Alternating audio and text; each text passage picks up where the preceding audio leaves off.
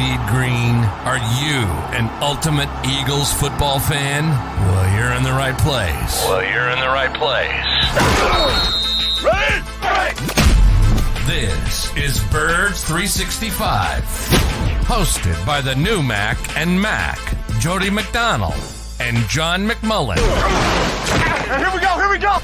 Who collectively have covered and talked about more than 50 plus years of Eagles football. Kick off your day with Birds 365. You'll get debate. We love to argue. You'll get the real story from inside the locker room. And you'll hear from some of the great football minds from around the region. You're about to become an Eagles insider. Get in the game. Join Jody Mack and Johnny Mack and join the football community that flocks to Birds 365. Birds 365 starts right now. Welcome to the NFL. Let's go.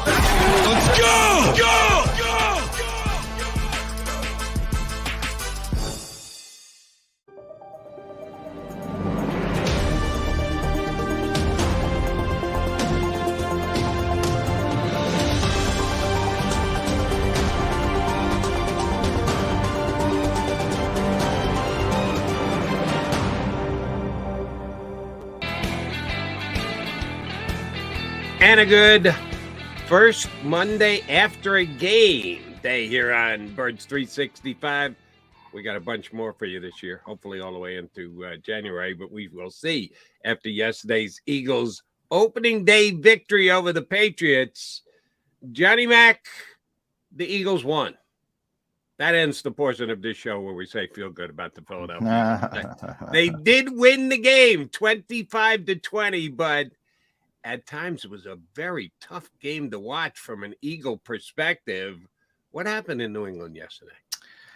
I think it's early season football. I think it happened all over. You look at the 1 o'clock games, they were all basically, I think 7 out of 8 or whatever were under 40 points. So a lot of offenses struggling early, especially the teams who don't play their quarterbacks in the preseason struggled early. Eagles among them, to the point where Nick Sirianni mentioned he might have to rethink his preseason plan next year. Long way to go. We'll see how that shakes out. But, yeah, not surprising at all. I mean, I said it would be tougher than people expected, but the Eagles would ultimately out-talent the Patriots, and I think that's what happened, exactly what happened. And you know, the offense played poorly. And I don't think that's going to continue very long, starting on Thursday night, as a matter of fact. I think they're going to get things going. But we shall see. Also, I think, you know, I was talking to a former executive I always text with, talking to him about the game, and he said, that's the best defensive game plan they're going to see all season. And I mentioned this, and maybe week 2 will be the second best. And then it'll start to ease up a little bit. But, yeah, I mean, the Patriots have a top 10 defense, and that they will be there. And you know, the Eagles struggled at times, but they were able to get some things going.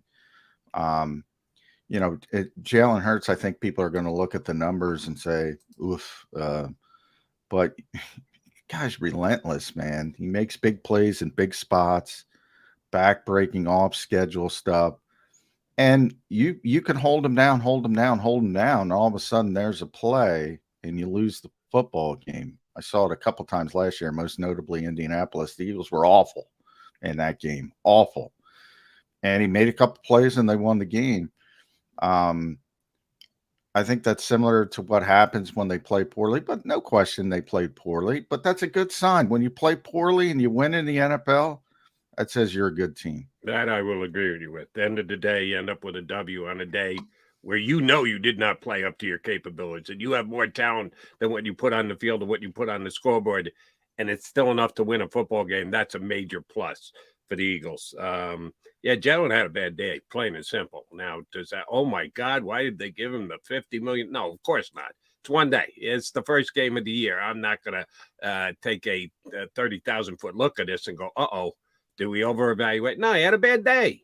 But that's what it was, a bad day. He talked about he makes 1 or 2 big plays.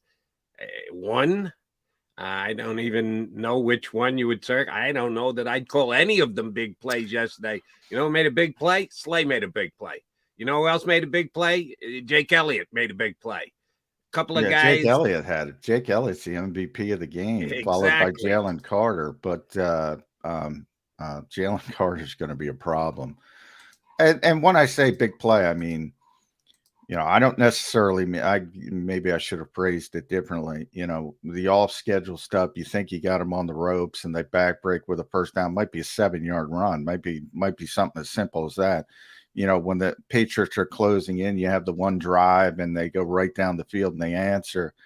That's the kind of stuff I'm talking about. It's just he's relentless. That's the term. Even when he's not, I always compare it to a pitcher who doesn't have his best stuff, and they find a way to grind through it. Old school pitchers that actually, had to pitch deep into the game, and they would find a way to grind it out, even though they didn't have their best stuff. That's how I kind of look at Jalen Hurts. That's probably, yeah, you're right. 70-yard pick six is a big play. There's no big splash plays, but the term I was searching for is he's relentless. So even if you think you got everything handled, you don't, and that's a big part of it. But the stat that I saw yesterday, which you could knock me over with a feather, 5 straight possessions without a first down in the first half. Yeah, they couldn't get a first down. And going back to when Jalen took over for Carson Wentz, when he decided he didn't want to be an Eagle anymore, when Dougie P was still a coach, Jalen never had a 5 consecutive possession without a first down stretch. That I just was floored by. I said, God, this offense is bad. And it immediately brought up the question in my mind, something you and I have been discussing all off season. Brian Johnson is the offensive coordinator. Now, I don't know if this guy's going to be the greatest offensive coordinator of all time or a guy we're going to be calling for his head in 5 weeks. But I knew replacing Shane Steichen was not going to be easy because Shane Steichen, you and I agree, really good play caller. There's kind of an art to it. There's a science to it. It's a combination of a bunch of things. It's feel. It's using of analytic. It's conviction of what you believe. He was really good at it. And Brian Johnson's got a tough task to follow coming in his wake of leaving here after getting a team to a Super Bowl. I was not floored by Brian Johnson's play calling week number 1. Now, it is only week number 1. I want to keep it in its proper perspective. This isn't me burying Brian Johnson. This is me shrugging my shoulders a little bit and saying, okay, week 1, not great. Where do we go from here? I thought the Eagle play calling was unimaginative and boring and non-effective. Can I come up with any other adjectives that describe did not floor me yesterday? I probably could. What did you think of the Eagle play calling yesterday? Being play calling. I mean, yeah, when you get 251 yards and you have 9 Pro Bowl level players on offense, that doesn't look good. So, yeah, they didn't play well, but I think, and as you point out, I'm a big Shane Steichen guy. I think he's a great play caller, and I didn't expect Brian Johnson to be that. Certainly not day 1, game 1. Maybe he'll get there, maybe he won't. Ultimately, I think this is going to be a really good offense, and I think part of it is the lack of work. I don't think it should be that big of a surprise to people. But winning cures all ills. I mean, the Eagles make a couple plays on defense. We mentioned Slay, the Jordan Davis big play with the forced fumble, and that kind of, and we say, well, the defense picked up the offense. Saw a couple columns that's saying that, and they certainly, anytime you score points on defense, that's kind of a big deal. Well, they also gave up 382 yards, and if Mac Jones was a little bit more competent, I mean, he was not the most accurate quarterback in the world, and even down to the 4th down play, if that's Devontae Smith, that's a first down, and all of a sudden, that's a pretty easy toe tap for a good receiver in this league, and that's a young receiver on New England. Non-rookie, right? A lot of talent. But that's pretty easy for a big time NFL receiver to toe tap that. And DeMonte, as I said, does it all the time. AJ's great at it too. All of a sudden you got first and goal at whatever the 9-8 yard line, and New England could steal that game. Now, part of that was the head coach as well, going for it on 4th and 2. Probably shouldn't have done that. So a lot of things factor into it, but yeah, I mean, the defense wasn't great either. They just made a couple big plays, and that's how it kind of works. And it gets kind of lost in the sauce. But yeah, they have to play better on offense. I was far more disappointed with the offense than the defense, because the offense should be great. Not again, 9 Pro Bowl level players. They can't get the ball to Dallas Goedert. But guess what? Week 1, remember what we were talking about week 1? Devontae Smith didn't have 1 catch in Detroit last year. This year, Dallas Goedert doesn't have 1 catch against New England. They need some time. When you don't work in the summer, you might get to week 1 healthy, and the Eagles did. But there's going to be some struggles, and they struggled. And I thought of you and I discussing all off season about Jonathan Gannon and his ouster here from Philadelphia, and everyone, and I should say everyone, most Eagle fans are ready to throw a parade because Jonathan Gannon is no longer here. And I'm much like with Brian Johnson, he gives Sean Desai plenty of time to prove it. He should have scored points with Eagle fans yesterday because they actually blitzed. They brought a couple blitzes yesterday. One play, I thought they brought 6 guys. And I'm going, the Eagle fans going to love this. Guess what? They didn't get home. When they got their sacks, both of us late in the game, it was just the middle of the defense, the Georgia Bulldog young studs outmanning their man and getting to the quarterback. But other than that, Mac Jones got rid of the football, even though the Eagles were bringing extra guys. I'm saying the old school Eagle Nation who loves the aggressive blitzing defense. Gotta love this. Oh, except it didn't work. Mac Jones seemed like the only big plays he was making was against the blitz when the Eagles were in solo coverage on the back end. Both the 2 coordinators, which we harped on all off season. It's not easy to replace two coordinators in one off season, and that's the task that the Eagles were going to do. I don't know that either one of them shined day one, either Brian Johnson or Sean Desai. On the JAKIB Sports post game show, I think I gave the defense a B- and the offense a C-. So I do give the defense a little bit more credit. And by the way, I'm grading on the curve. I expect more out of the offense than the defense. So for a couple reasons. But I certainly think they were better. They made some plays. Yeah, I don't care about the blitz, positive or negative. If you blitz when you should blitz, good for you. If you blitz when you shouldn't, bad for you. I'm not obsessed with those particular numbers. When Jalen Carter's beating people one-on-one and forcing the football out early, you probably don't need the blitz. But the game plan specifically, Jody, they're going to see that all year. Quarterbacks getting the football out quickly because of what they accomplished last year. That's going to be one of the changes you see. Now, there'll be young quarterbacks. Even this week, Kirk Cousins susceptible. He'll hang on to the ball because he likes to get the ball down the field. He's a tough guy. And he needs to be behind that offensive line. I fear for his life this week because Jalen Carter's going to, it's not going to be good for him. But the quarterbacks who, understand they got to get the football out. Mac Jones was clearly one of them. That's going to limit the pass rush. But as long as you hurry them and speed them up, and the Eagles were able to do that at times, just not consistently. Yeah, but again, like you say, Kirk Cousins is what he is, and we know he's not good in prime time. In a short week, I think a couple things played to the Eagles' favor before they ever take the field on Thursday night. Mac Jones is not a top flight quarterback. No, and he was no. effective against that Eagle defense yesterday, which should scare some people. And part of it was, they didn't get home. And they don't have great receivers either. Right. They made Kendrick Bourne look pretty damn good.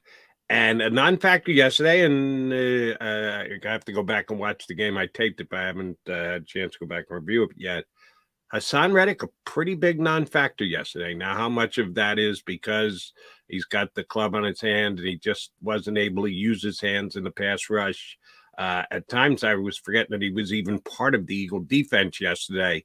Like I said, the best push that they got as far as getting in the quarterback's face and or getting him to the ground came up the middle. The defensive tackles, the two Georgia guys early, Fletcher, Cox late. They didn't really get much of anything on the edge yesterday, J-Mac. Yeah, they gave Reddick one pressure. Sweat had a half a sack he shared with Jordan Davis. Sweat almost made a big play, though. He almost had that interception that would have went for another pick six. Could you imagine if that would have happened? 2 pick sixes. But yeah, you're right that the edge wasn't there. But the edge rush wasn't there. But I do think that the thumb might be a problem for Reddick playing through that. He's certainly not going to be as effective as he normally is. But I think it more had to do with when New England had a good game plan and they were intent on getting the football out quickly, and they got the football out quickly. So again, I always go back to Tom Brady and Peyton Manning. You knew going into games against those guys, you weren't getting a lot of sacks because the football was coming out on time. So if a team wants to do that, they're going to limit the pass rush a little bit, and the goal's got to turn. As I said, to those pressures, and you and I had this discussion many times. I can't emphasize enough. Jalen Carter is going to be a freaking problem. I can't emphasize enough, and I said it and I tweeted it this morning. I cannot believe the NFL let that guy fall to the Philadelphia Eagles. I cannot believe it. And I picked on Chicago, and I'll pick on them again. One of the dumbest organizations in the NFL. I cannot believe it's not just them, but them most notably because they had 2 shots at it. This is the best player in the draft. This is the best natural interior pass rusher since Aaron Donald. And I don't say that lightly. He's ridiculous to try to block one-on-one. And yeah, man, I mean, this league shoots themselves in the foot a lot, certain teams. And I'm not here to come to the defense of any other team, but quarterback needs oftentimes outweigh that. Not saying they should, but they do. And yeah, a couple teams made a mistake, and he had a couple of red flags on him. To the Eagles' credit, they were able to do their research and say, we think this is a... It might not wear, hey, those red flags, the red flags are always there. They might crop up. I don't know how mature he's going to be. And if he gets in trouble, he gets in trouble. But, man, when you got a talent like that, I'm taking the gamble. I mean, it just doesn't come around often, Jody. It's not like this player comes around every year. He really is different. And people are going to see that. They saw it pretty quickly. And he played a lot. He played 40 snaps and 6 pressures on 40 snaps. I think they might have undersold him, by the way. That was their pass rush. It was all defensive tackle generated. They got nothing outside. One of which, let me ask you a question. And again, we get into the nitty and the gritty and deep into the weeds. Derek Barnett, twice as many snaps as Nolan Smith? Really? Yeah.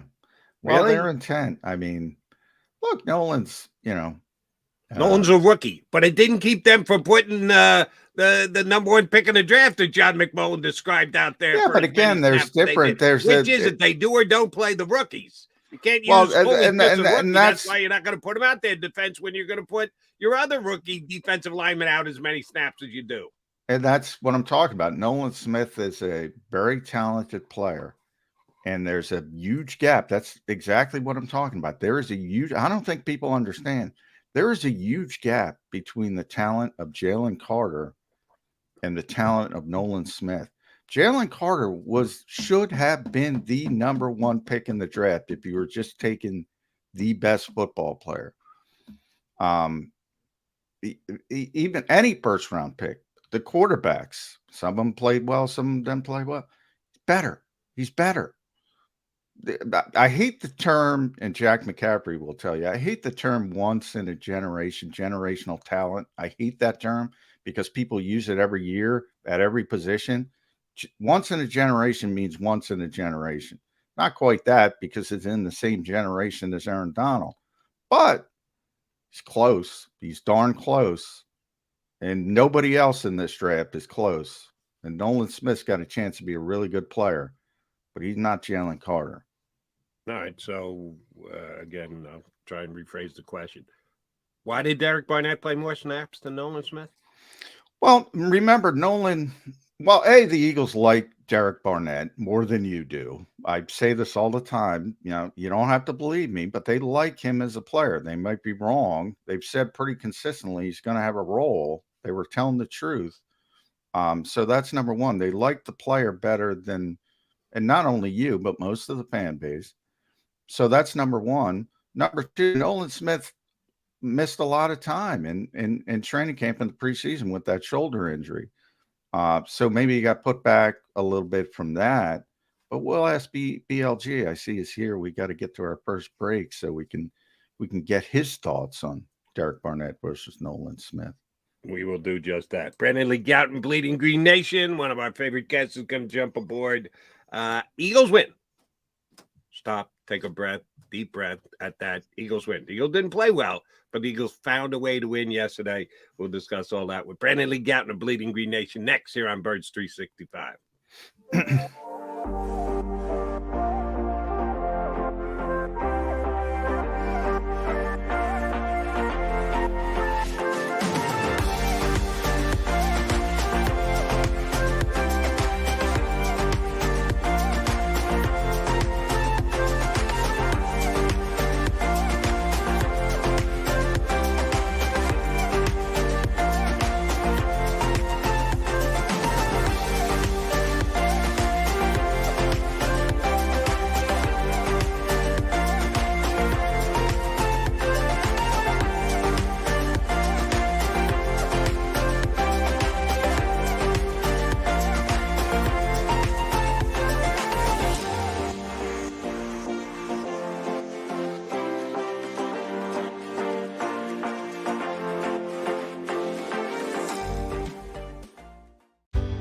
Go passionately.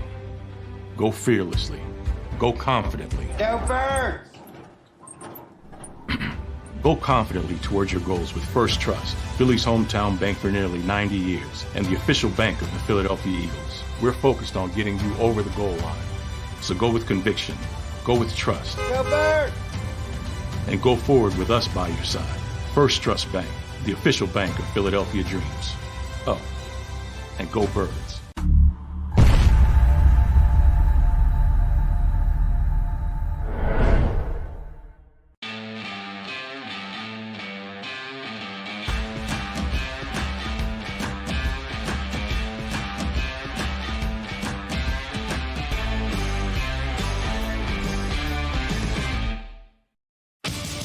The greatest fans on earth. It's a bold statement, but would you expect anything less from Philadelphia?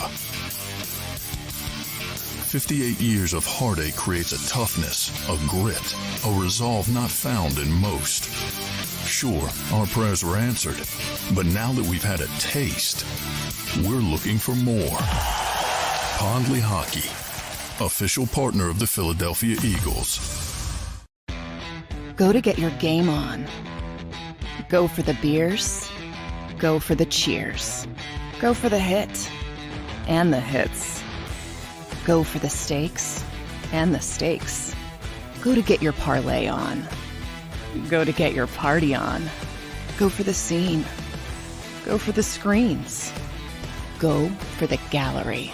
Go for the win. Go to Ocean. Visit theoceanac.com to plan your visit. EAGLES. Eagles.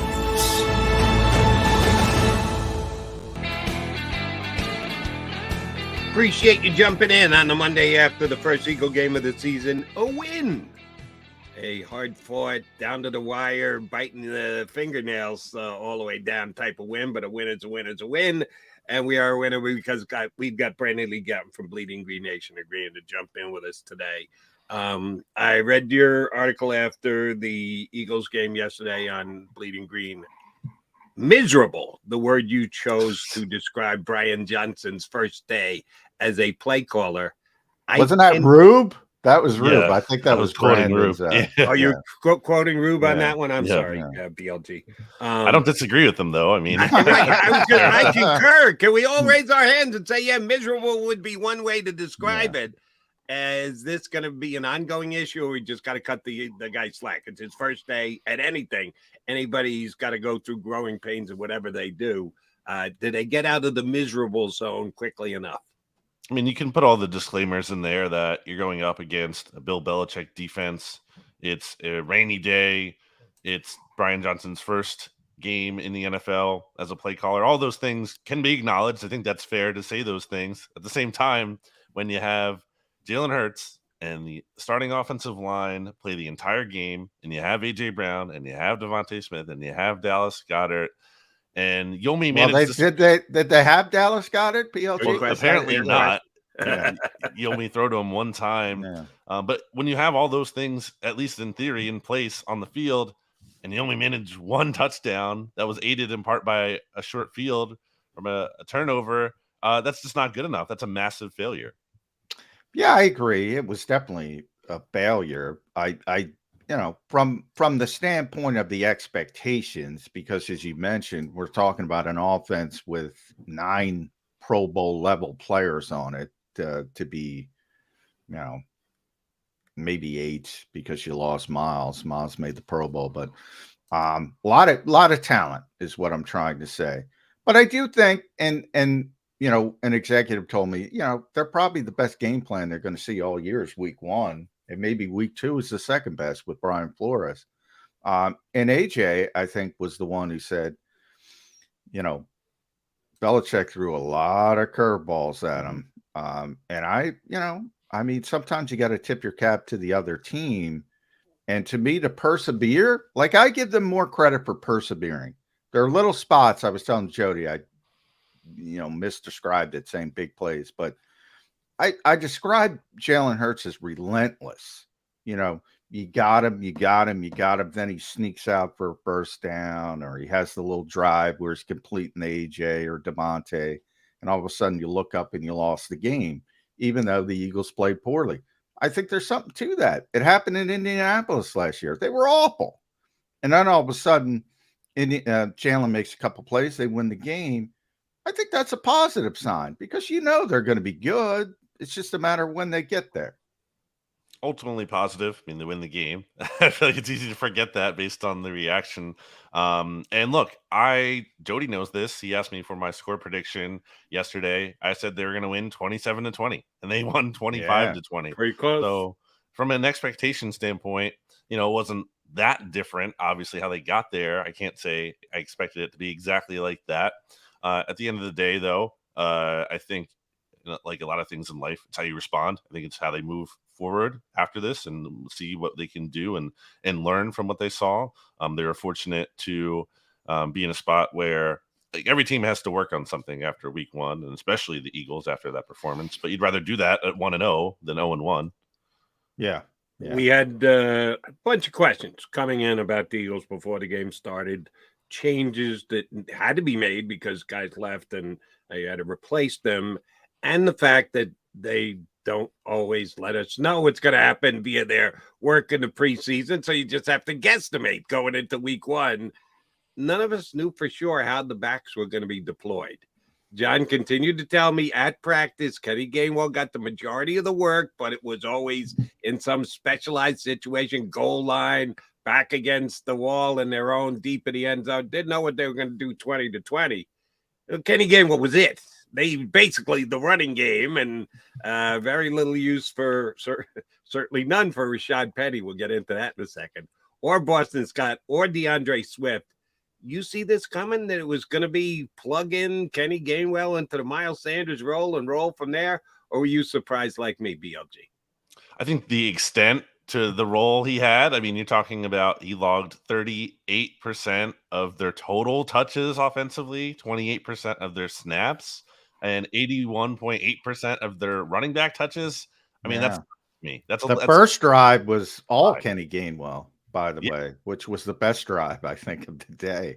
Also, I think he had 8 touches on that first drive, which ended with a Jake Elliott field goal. So, but you know, I think Kenny did a good job overall.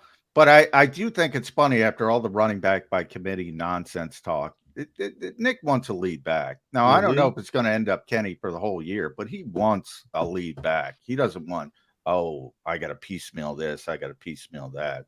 I think that's what we learned. Do you think that's clear? I mean, based on how they used Gainwell, yeah, but I don't think he's that guy. I don't think he's ever been that guy, or his profile even. Like, you look at his size, he's not a workhorse kind of running back. I agree with that. So it feels like they're forcing it a little bit there. I think they have to adjust. I think that's one of the adjustments they're going to have to make. It's not just schematic or play calling, sequencing, or whatever. Some of it is personnel based, and I just don't think. Look, I don't think Swift is a perfect player, but I don't know. I have to ask about Swift, since we went down this role. There seems to be, every year there seems to be a couple players, and I think DeAndre is one of them, where people hang. It's like, what? Not that, what has DeAndre Swift done that make people think he's a better player than Kenny Gainwell, if the Eagles are saying the opposite with their actions? I mean, he does have the track record in terms of, I think he is like the 5th most receiving yards of any running back since he entered the league. There's that track record of production, being one of the league's better pass catchers, and certainly a runner. As a runner, that's definitely fair. And I don't think he should be, we're not talking about 20 carries a game kind of guy by any means, but I mean, I don't even think he got his first one until later in the game. I think that's a little confusing, especially, I know it's only one run, but that run we saw in the preseason, in terms of a guy who can kind of make something happen beyond the blocking. And if your offense is struggling and it's going through 4 straight 3 and outs, well, maybe you want to take a look at him.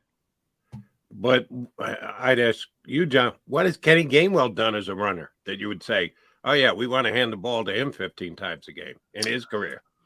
Well, it's not. He's a younger player. DeAndre's played 4 years and basically, was drafted to be the lead back in Detroit and never really took the job. Whereas this is Kenny's first opportunity. So I am going to lean on the coaching staff, and if they say, well, this is a better player, I got to take them at their word. Now, if they make a mistake, they make a mistake, and long term, we'll be able to see that.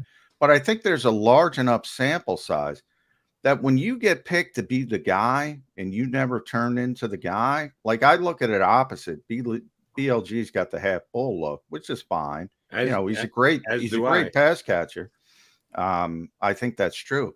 But the fact that he never sees that role, I think, tells you a lot on what was typically not a great team. So it's not like they had a lot of other things to hang their hat on, and they wanted him to be the guy, and he never turned into a guy. That's a little bit of a red flag for me, is all I'm saying. And I see what you're saying, but again, this is his 4th year, Kenny Gainwell's 3rd year. So they've, if you want to hold that one extra year against DeAndre Swift against him, you can. No, it's more about opportunity. Numbers. DeAndre's had the opportunity. This is Kenny's first opportunity. The Eagles had Miles Sanders. Look, he didn't have an opportunity. He was a role player. Now they moved on, and they're saying, all right, this is our best back. Let's roll, and we'll see if they're right. I think they're right. I think he's their best back. And I think he played pretty well. I'm not and there were a lot of problems with the offense. I got to go way down the list before I get to Kenny Gainwell. I thought he played pretty well. I'm going to be interested to see the PFF ranking. Not that he was great, but I thought he played solidly. How would you describe it, BLG? Yeah, I don't think he was terrible or anything. He had 14 carries, 54 yards, 3.9 average. Obviously, you want to be above 4 typically. And his long was a 16, so it's not like he had nothing in terms of big play potential, but not a game breaking kind of back. And also, I think it's still too big of a role. I'm not saying you have to. He No, can't and play by at the all. way, I've said from the jump, I think a lot of people have overrated this running back room. I think if this running back room was in a city with a bad quarterback and a bad team, it would Sure. be looked at as one of the worst in the NFL. So I'm coming from that standpoint. I think he's the best back they have. I'm not saying he's a great back by any stretch of the imagination. I'm not going to. Well, you're right. The running back room has to prove itself. Other than, of course, Rashad Penny, who got a chance to prove nothing yesterday. I mentioned before the year started, look for Rashad Penny to get some breaks during the season, that they might sit him on a given week because of load management, because they want to protect him because of injury. Week 1, load management. Week 1, he doesn't even get dressed. How do they run 4 backs all spring until by committee and whatever, and then I get it. They've got roster issues, and they had to elevate a punter, and they had to elevate a punt returner and the like. But if you're Rashad Penny, what's your attitude coming into the locker room today for game 2 when you're told, yeah, you're not dressing week 1? I mean, Nick Sirianni talks about, sitting down with his players and going over their role at the beginning of the year. That's something that's really important to him. And, I'm sure they've had this conversation with Rashad Penny where it's like, hey, look, there's going to be weeks where you're not up, especially because this isn't a guy who's like playing on special teams for them. And typically your fourth running back, I think, would kind of need to do that to be active, especially if your roster's completely healthy. And it's not like you have guys inactive. And as you said, Jody, you're calling up 2 guys from the practice squad to put on the game day roster as well. So, I think there's going to be opportunities for him to be active in the future. And certainly, if the offense isn't succeeding and they want to tweak the running back rotation, which I think they should, but I think we're all going into this situation knowing the truth is he's not going to be able to stay healthy, and you can't just give him 20 carries per game. He's not going to be that kind of guy who can handle that volume. So this is where they're at with it. Yeah. Now, one player who has a big role, I want to go to the defensive side of the ball, BLG. And I thought played pretty well, or at least solidly, right up until he wasn't playing, and that's Nakobe Dean. And I brought this up a lot. TJ Edwards, man, 20 stinking games, 95% of snaps, durability. Week 1, he's got the walking boot on his foot. I can't imagine he's playing this week. The hope of the MRI is, it's not long term.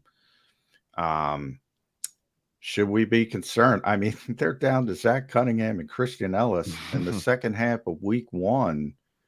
You got to find a way to get Nick Morrow up on Thursday. And remember, you got to elevate Aaron Cepas and Britton Covey. So you got to make a move somewhere. How concerned are you at linebacker?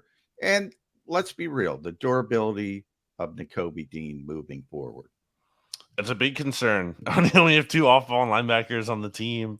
And Nakobe is your clear starter. He's the Mike. And look, Nakobe had that ankle injury in training camp as well. I think he missed like 5 practices in terms of the team drills. So, this isn't just a kind of a blip on the radar. It's kind of becoming an issue here when it comes to availability. So it's pretty frustrating.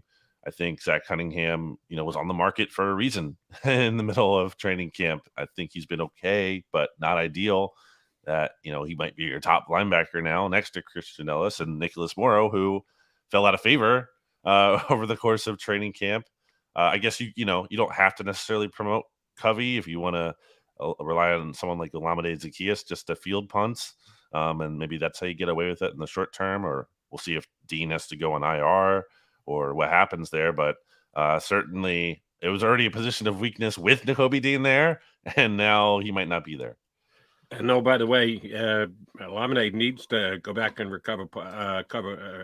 receive punts, because otherwise you're not going to touch the ball. He's another guy who Jalen couldn't find for any attempts yesterday, any targets. So don't know what his role is after week one. Just another guy that we need to figure out over time. At the linebacker position, and before N'Kobe got hurt, he was making plays against the run and coming up with tackles. He got beaten pass coverage a couple of times. Always a step behind linebacker, tight end, whoever he's covering. Oh, by the way, safeties got beat a couple times in coverage on the tight ends. That was, I think, Mac Jones's favorite target, the breadth of field down in the red zone. Kendrick Bourne was his guy. But is that going to be an issue all year? The two positions where the Eagles have massive turnover, linebacker and safety, coverage against tight ends. Guy by the name of Hawkinson coming in Thursday night's one of the better receiving tight ends in the NFL. Is this something the Eagles are going to have as an issue all year long, BLG? I thought the touchdown throw where Reed Blankenship, was trailing. I mean, that was just a really good throw. I thought. Yeah, I thought that was decent coverage, but yeah, I got to look at it again. I think decent coverage, better throw, just, in a really good play. Tough one there. And I think Reed is a really good player, and thought he had a good game in a lot of ways. He had a crucial tackle there at one point that set up a fourth down that the Patriots ended up converting, but to put them in that spot in the open field. But yeah, I mean, look, Justin Evans, when the Eagles signed him back when the free agency had began, they had clearly put out a message that, like, hey, this isn't the only move we're making at safety. But yeah, I forgot about that. Yeah, it turns out that well, they also, I asked day 13 when he started getting first team reps. I asked Sean Desai that day, I think, and he said the next day, and he said, "Oh, it was always the plan." I'm like, "Come on, dude! After 13 days, on day 13, Brandon, we're going to look at Justin Evans." Right? That tells you, that was silly. But he's their best coverage safety outside Reed. And that's what they want. So tells you more about Terrell Edmonds, right, than anything else. And they don't think Sidney Brown's ready. But Sidney showed up on special teams. He made a big play. Yep. As a punt gunner. So maybe there's some improvement there.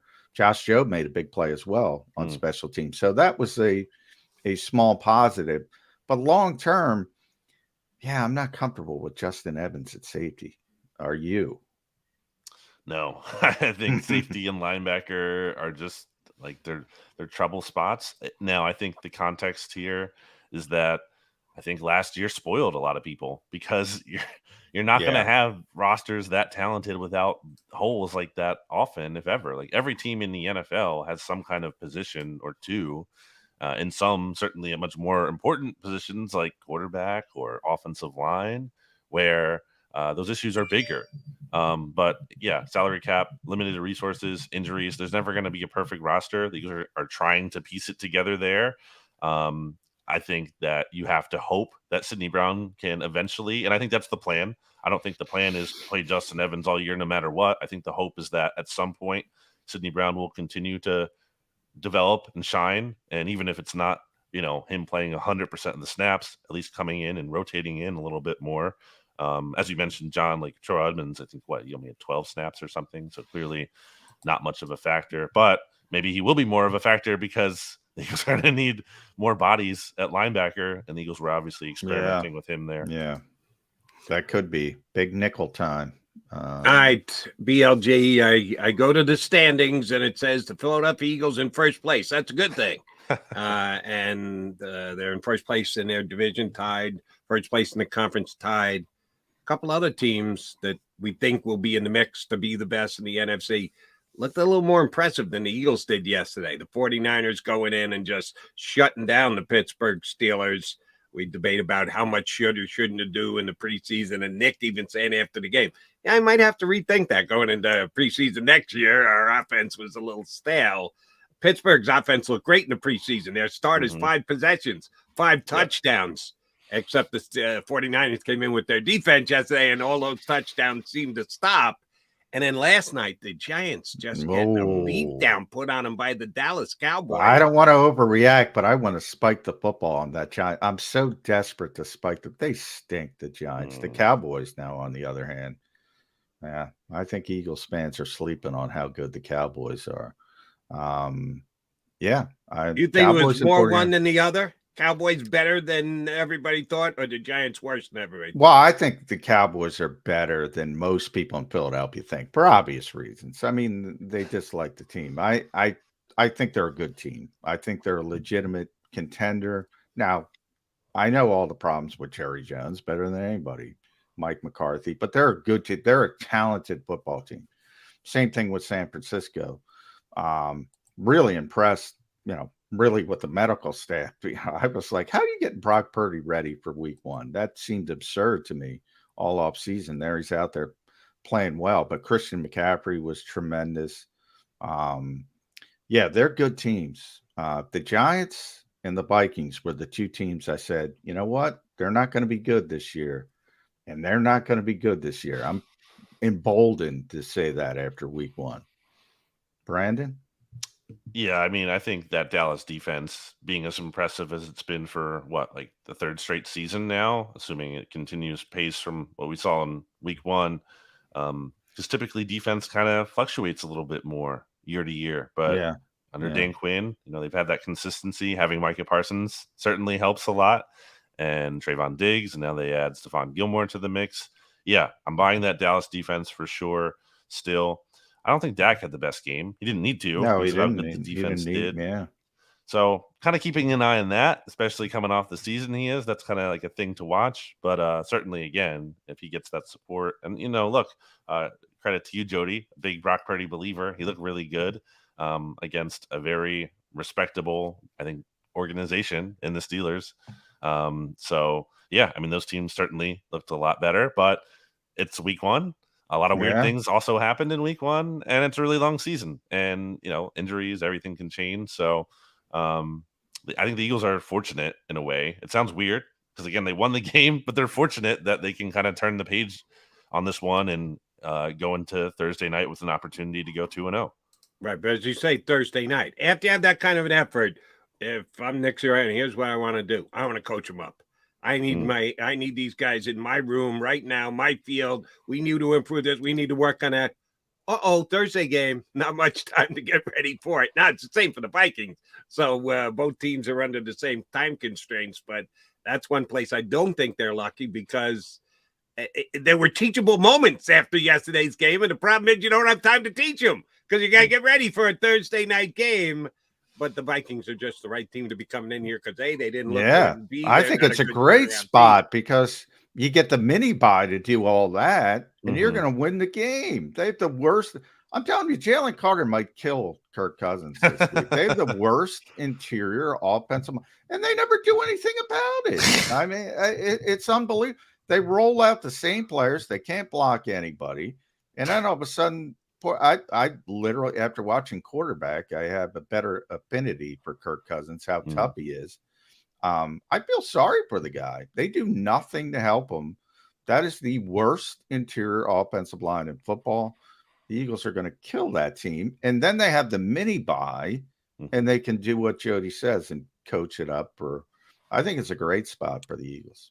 It's an especially long mini bye too, because they're going from that Thursday to Monday. Yeah, Monday. So they have even more time, which could help them. And certainly, the Bucs won in week 1. They beat the Vikings. Another potentially winnable game. And look, that's what the whole front end of this Eagles schedule is about. It's about banking wins as much as you can because things are going to get a lot tougher later on, or at least so it appears. Obviously, some of those games look tough now. Maybe they won't be as tough. You have a team like everyone thought the Packers weren't looking maybe great. They did look good week 1. The Seahawks lost to the Rams. Everyone thought the Seahawks were going to take a step forward. The Rams was wow. I was very surprised by the domination of the LA Rams over the Seahawks. Yeah, that might have been the most disappointing team. I'm trying to think because I thought that was an easy one for the Seahawks. How about John McMullen's choice to go to the Super Bowl from the AFC? Oh, that was bad too. Yeah, Cincinnati. Yeah. Well, that happened. I mean, Joe Burrow didn't Johnny Mac and BLG. Give me a second here. Let me give Johnny Mac some credit. I picked out that game as the game to highlight on my 2-hour show last night on CBS. I thought it was the most telling game of the early thing. And I said, doing my show with John McMullen, He came back raving about the Browns defense when they played their joint practice against the Eagles. And he said they just couldn't begin to stop the Browns. And the Eagles got the best offensive line in the NFL, and they couldn't stop the Browns defense. So I knew the Brown defense was going to be good. Hold Joe Burrow to 80 some odd yards. I didn't know they were going to be that good week number one. Well, I think that had a lot to do with the calf injury and basically preseason. I think Joe Burrow is going to be fine. I have no question that Joe Burrow is going to be fine. Even with that terrible game, we talk about Jalen Hurts not having a great game. That's like times 10 to what Joe Burrow. And I have no question on either of them. Like, I'm not saying, oh, Joe Burrow can't play. He's not doing it. I mean, that guy's good. He's going to figure it out. I'm not questioning Burrow. I'm pointing out how good the Brown defense is. Yeah, Myles Garrett, I mean, BLG knows they couldn't do anything with Myles Garrett. Anything. And the Eagles, as you mentioned, have good players, and they couldn't do anything with Myles Garrett. And who's the coordinator for that Browns defense again? Jim Schwartz. And he might know. And by the way, those defensive linemen, from Fletcher Cox, they love Jim Schwartz because Jim Schwartz is all about the defensive line. He makes those guys happy. So, yeah. Cleveland might be a team you got to pay more attention to. Certainly on the defensive side of the ball. I think they could be a force to be reckoned with over there in the AFC. All right, BLG. So you got a Thursday turnaround. They're not going to get that much practice in, but we do like the matchup against Minnesota because of the way that they played. What do you think the attitude of the team coming in today is? Can they just, to use a Jalen Hurts phrase, flush it? You don't want to flush wins. You want to enjoy wins. You want to have fun with wins. But it was kind of a flushable game. How do you think they come in to work today off the 25-20 win over the Patriots? I don't think they're under any illusion, that they played great. I think that's clearly felt. The post-game, temperature check seemed to be that way. I think that's the messaging that they have a lot to work on. And I think they, it's a big opportunity. Again, it's your home opener. It's Thursday night. It's a team that they had a lot of success against in week 2 as well last year. So I think, they enter this game with some level of confidence that okay, look, this isn't last season, but this is, there's still pieces here. We know we can be better. And I think that it's, they don't have that practice time like you mentioned, but they'll still be able to do what they can in this stretch. As Doug Peterson always talked about, the benefit of the short week maybe being not overthinking things. Maybe they kind of keep things simple a little bit and don't overthink it. But ultimately, I think it's a spot where they're being honest with themselves. Yeah. I think that's a good way to look at it. At Brandon Gouton on Twitter. Make sure you follow Brandon Lee Gouton there, BLG. It's now X. I should mention that. So you can go to x.com or twitter.com. Editor-in-chief, Bleeding Green, BGN Radio. How many podcasts are you doing with Kempsky this week, BLG? Probably 2. At least 2. So you get that where you get your better podcast. Always a fun listen there. I'll end it. Jody and I, you probably heard us discussing. We discussed Derek Barnett a lot. And they had a role for Derek Barnett. And Nolan Smith didn't play much at all. Now he had the shoulder injury and missed a lot of practice time. You think it had more to do with that, but the Eagles have been pretty consistent saying Derek's going to have a role, and they gave him a role. Should we be surprised? I don't think it's surprising. He's a rookie in part, and so was Jalen Carter. But like you were saying before I got on here, that's a rookie who could have potentially been the first overall pick. Yeah. So it's a bit of a different thing. Yeah, should have been in terms of talent. I think that's a situation where Nolan Smith's role could very well increase over the course of the season as he gets a little bit healthier and as he earns his way into playing time. It's not rookies don't just get playing time a lot of the time. They have to earn their role. Same kind of thing I said with Sidney Brown. I think these guys have chances to see increased roles as the season goes on, but that comes with, proving it. And just for example, a little bit of a different situation because he was a UDFA last year, but that was Reed Blankenship. I mean, he began the season as like the 4th safety or so behind, obviously the starters, CJ, GJ, Marcus Epps, and then Kayvon Wallace was that third guy. Yeah. And Reed Blankenship earlier in the year was like a healthy scratch. Eventually, Kayvon didn't look so good. Reed Blankenship did play well when he had chances, and Reed eventually, overtook that role. So it's a situation where I think things can evolve. I got to look and see what Kayvon Wallace did yesterday. Completely. When you just said his name, I go, oh, shoot, I forgot about Kayvon. Got to see if he actually did anything yesterday. Hey, the Cardinals hung in there. They hung in. That's a bad football team.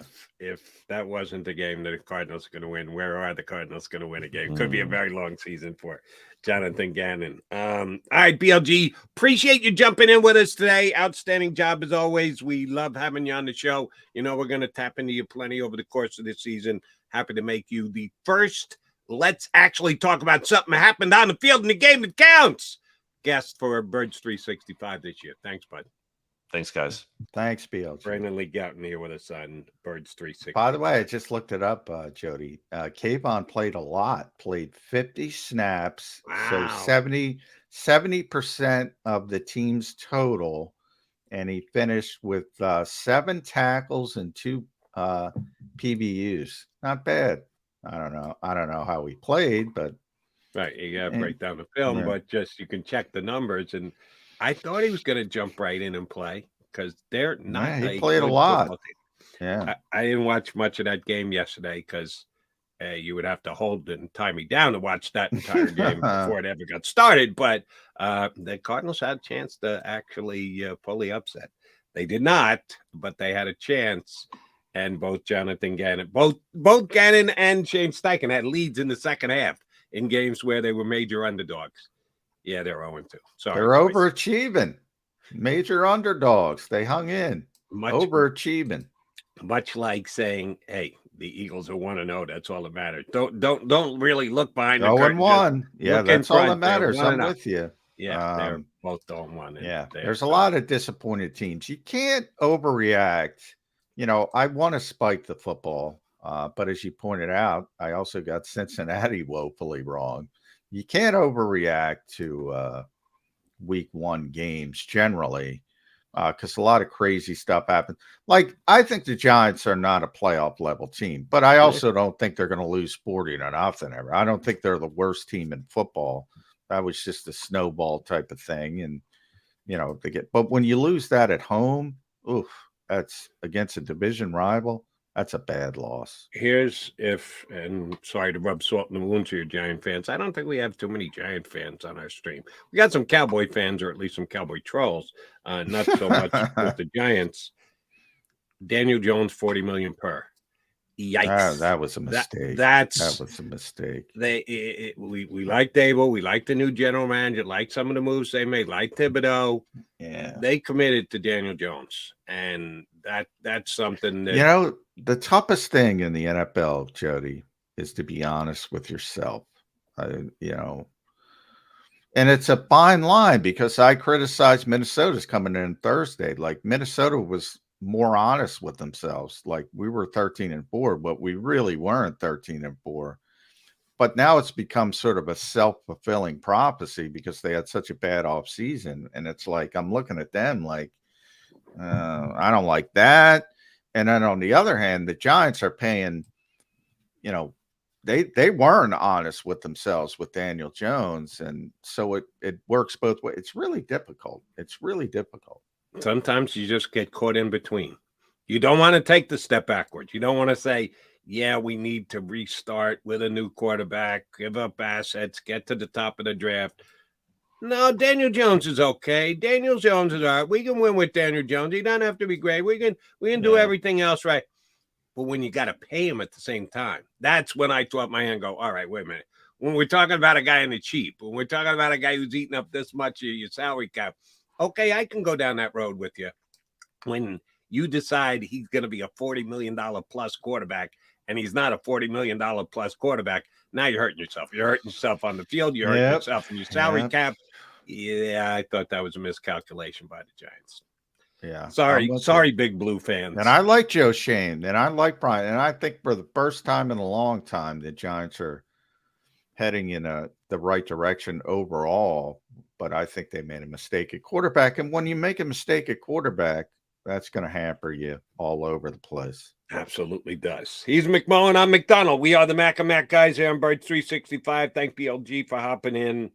Kayla Santiago, part of the new JAKIB Sports post-game show. I'm sorry, Johnny Mac. I didn't get a chance to see any of that. I was on the air last night. You don't want to see me. No, you were part of it. Haven't seen Kayla's work yet. Looking forward to getting some of it right here with us on Birds 365 coming up in about 20 minutes.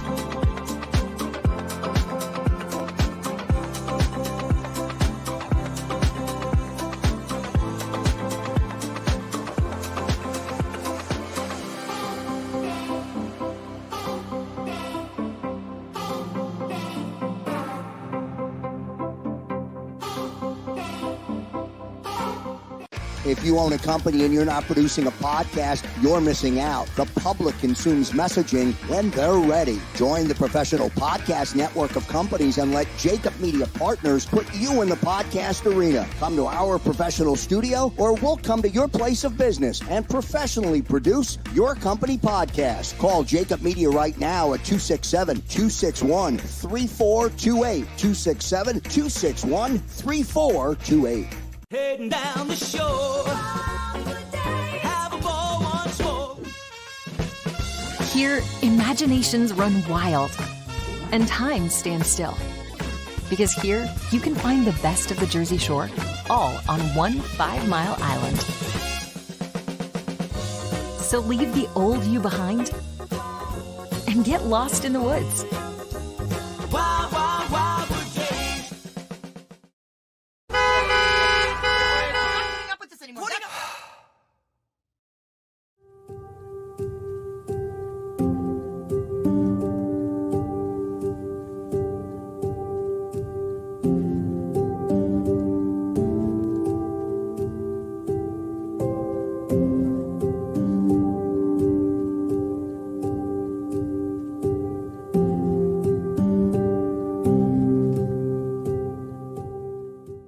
Score and save in southeastern PA and Delaware with Colony Pools this football season, and let the experts close your pool with a custom Merlin safety cover in green for the birds. And if you join our Winter Watch team, we'll give you another 20% off, and Colony Pools will handle it all. Keep your tiles on your pool, not in your pool. Fly with Colony right now, Birds fans. Visit flywithcolony.com.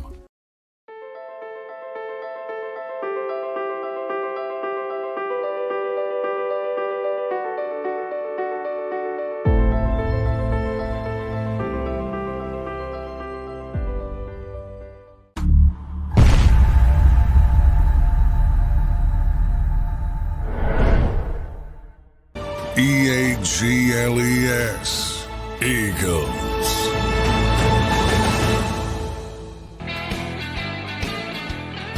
Appreciate you streaming in for hour number 2 on the first Monday after of a 2023 Eagles season.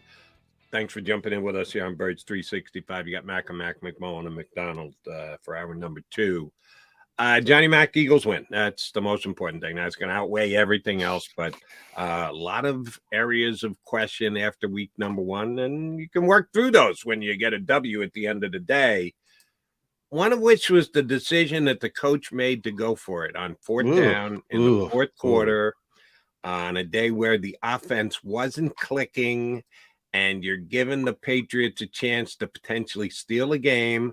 Mac Jones is playing well enough. He's Mac Jones. He's not Jalen Hurts or Patrick Mahomes, but he was having a game where he was being effective enough. The Eagles weren't getting enough pass rushing from the outside.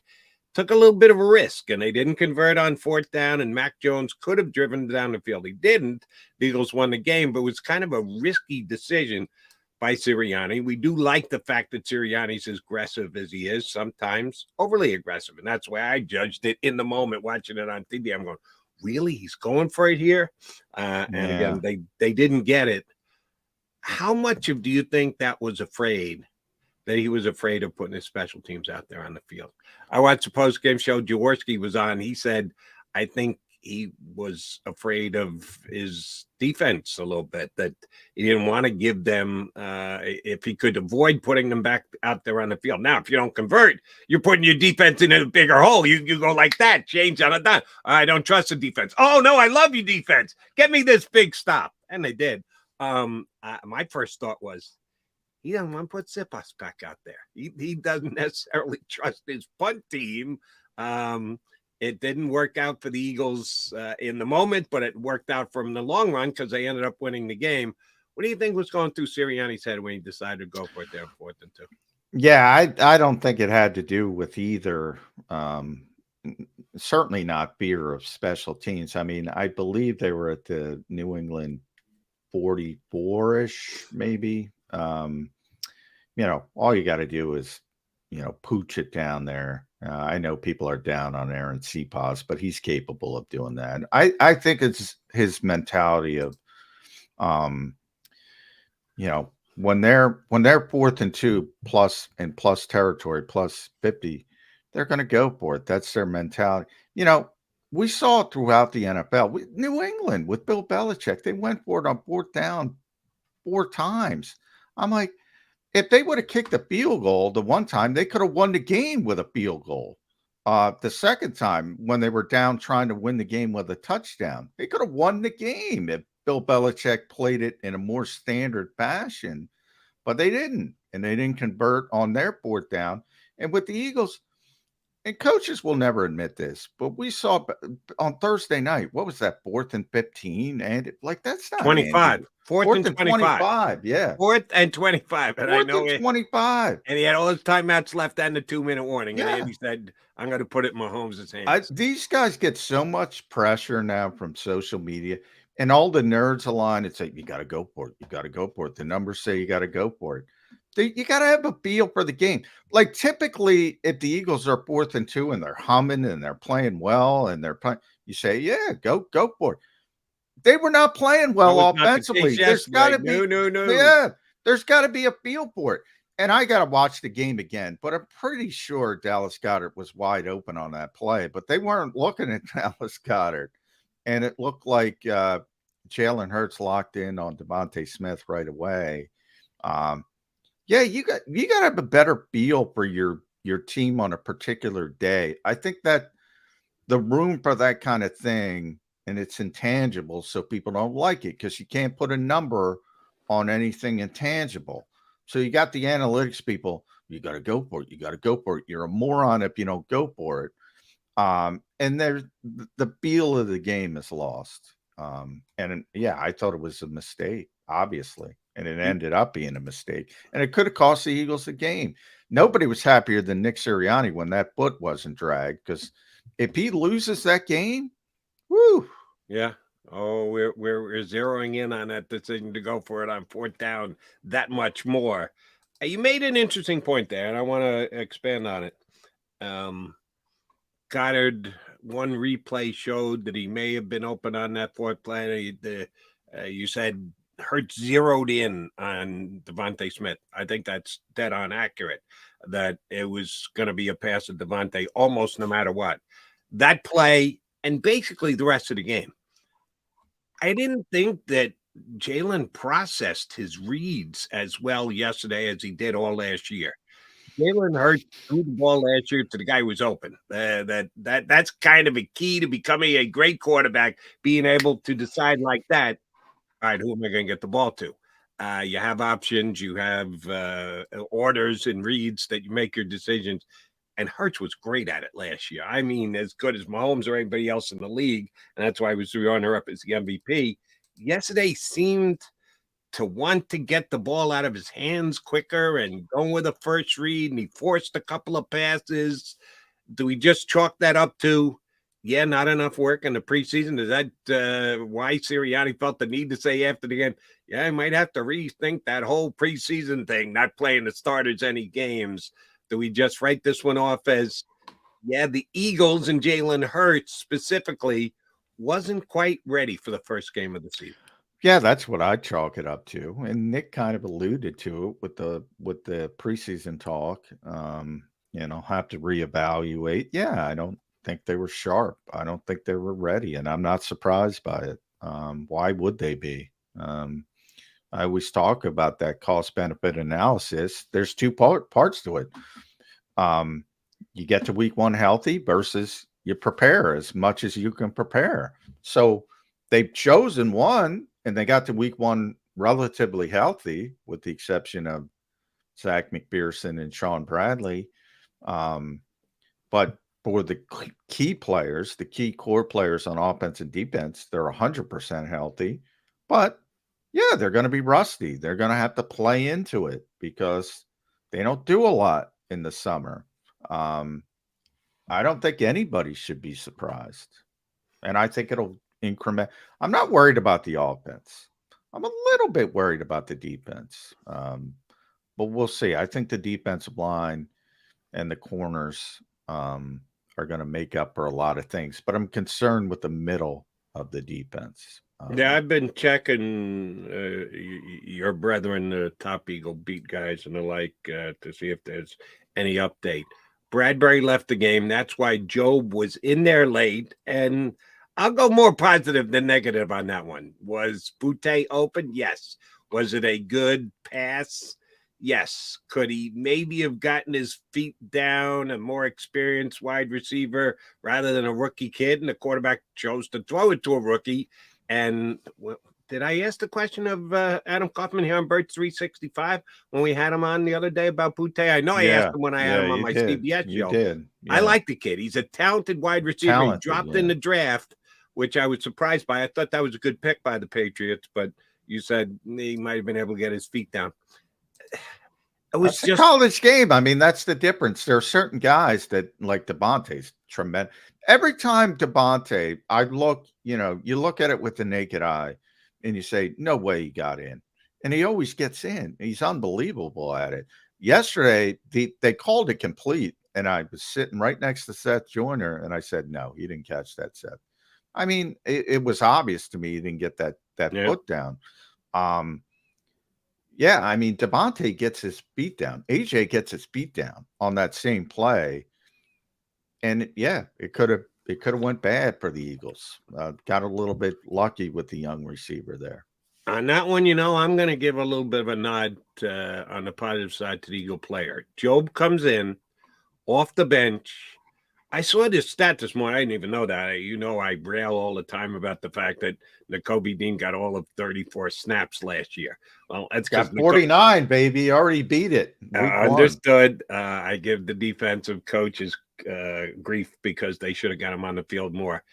Now, not getting Josh Jobe on the field more is a little bit of a different story. He's behind 2 Pro Bowl level cornerbacks. He never got a chance to play. Okay, I get that.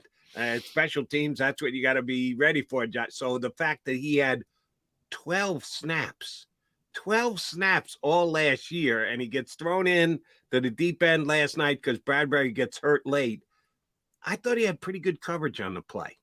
It was a nice route. It wasn't terrible. It was well run, and he absolutely, if he doesn't push him, maybe Boutte gets his foot down. I think part of the reason he didn't get his foot down because Job got there quick enough to push him and make sure he was out of bounds.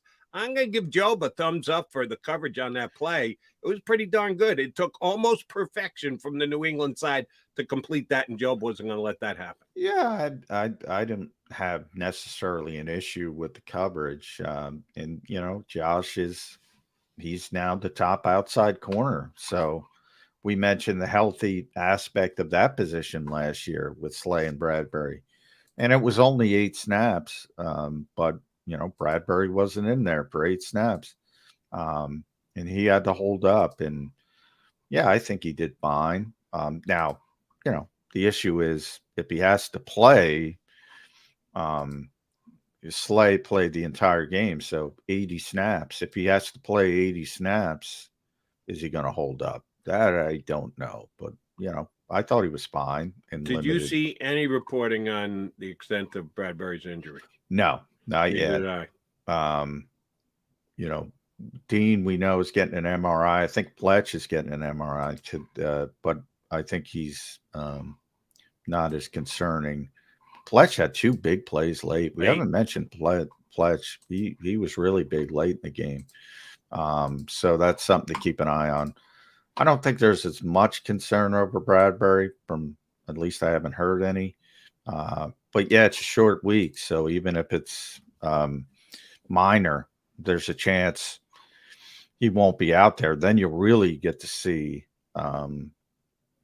what you have in Josh Jobe, because this is a good passing team. Now they'll probably turn it over a bunch because of the sacks, but they're going to also throw the football down the field and make some plays. So it'll be a good test. Yeah, the two Eagles that did miss time yesterday in the game are both concerns coming into this week because, again, Eagles have roster issues with the fact that they still haven't made a decision on a punter, and Covey did return. Oh, by the way, give Covey a nod. Yeah, nice he had a little couple of return. nice punt returns. Yeah, he had a 15-yarder, but Covey was really good in the second half of last season when it was like the last 8 or 9 games. He was 6th in the league, and he had the 27-yard return in the Super Bowl, which obviously got overshadowed by a bigger return, but that was a big return at the time. Yeah, he's one of those guys. I talked about the guys like DeAndre Swift. I don't necessarily understand why everybody gravitates to him and thinks he's this star player. On the other hand, everybody sort of says, "Oh, Britton Covey." He wasn't bad at the end of last season. Yet I think people think he was bad. I don't get it. Yeah, and now we're back to the running back discussion. I don't know that it's as much DeAndre Swift. Why don't we just make him into a star like the Detroit Lions couldn't? I think it's so we're going to make Kenny Gainwell into a star. I don't know that they've got a star. No, back I don't think they have a star running back. I've said that. If this were a bad football team, if this had a bad quarterback and this was their running back room, they'd be in deep shape. Like Marcus Mariota, for heaven's sakes. The running game ain't going to help them that much. Miles Sanders, another player, was better than all of these backs, right, by a significant margin. Significant. And there's somebody week 1 they cast their lot with Kenny Gainwell, and he was good. He was solid. Wasn't spectacular. He wasn't game breaking. He was good enough in a game that the Eagles won.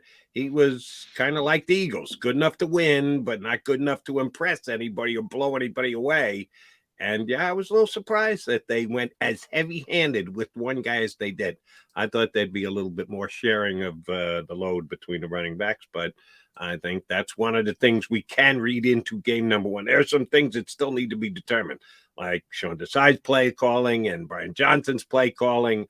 I think they tipped their hand yesterday that, yeah, they prefer to have a lead back. It may be a different lead back from games to game, but it's not going to be 3 guys, 7 carries apiece. That's probably not the way the Eagles are going to distribute the football to their running backs this year. All right, he's McMullen. I'm McDonald. We are Mac and Mac here on Birds 365. Kayla Santiago, new member to the JAKIB Media broadcast team, part of the post-game show, is going to jump on with us. I've not had a chance to talk to Kayla yet, so I'm very much looking forward to that coming up next. Kayla Santiago here with us on Birds 365.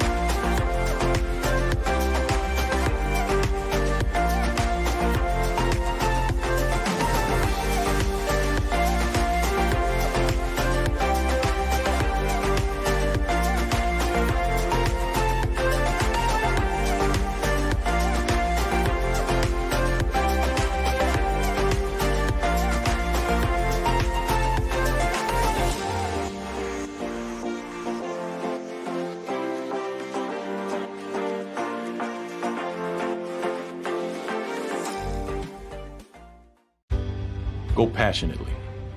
Go fearlessly. Go confidently. Go Birds! Go confidently towards your goals with First Trust, Philly's hometown bank for nearly 90 years and the official bank of the Philadelphia Eagles. We're focused on getting you over the goal line.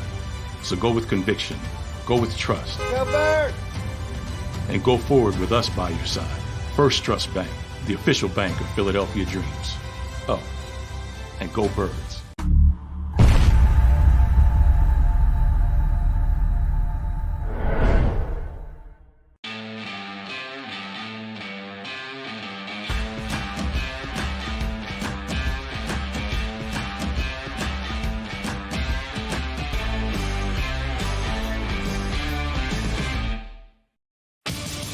The greatest fans on earth. It's a bold statement, but would you expect anything less from Philadelphia? 58 years of heartache creates a toughness, a grit, a resolve not found in most. Sure, our prayers were answered, but now that we've had a taste, we're looking for more. Pondley Hockey, official partner of the Philadelphia Eagles. Go to get your game on. Go for the beers. Go for the cheers. Go for the hit and the hits. Go for the stakes and the stakes. Go to get your parlay on. Go to get your party on. Go for the scene. Go for the screens. Go for the gallery. Go for the win. Go to Ocean. Visit theoceanac.com to plan your visit. EAGLES, Eagles.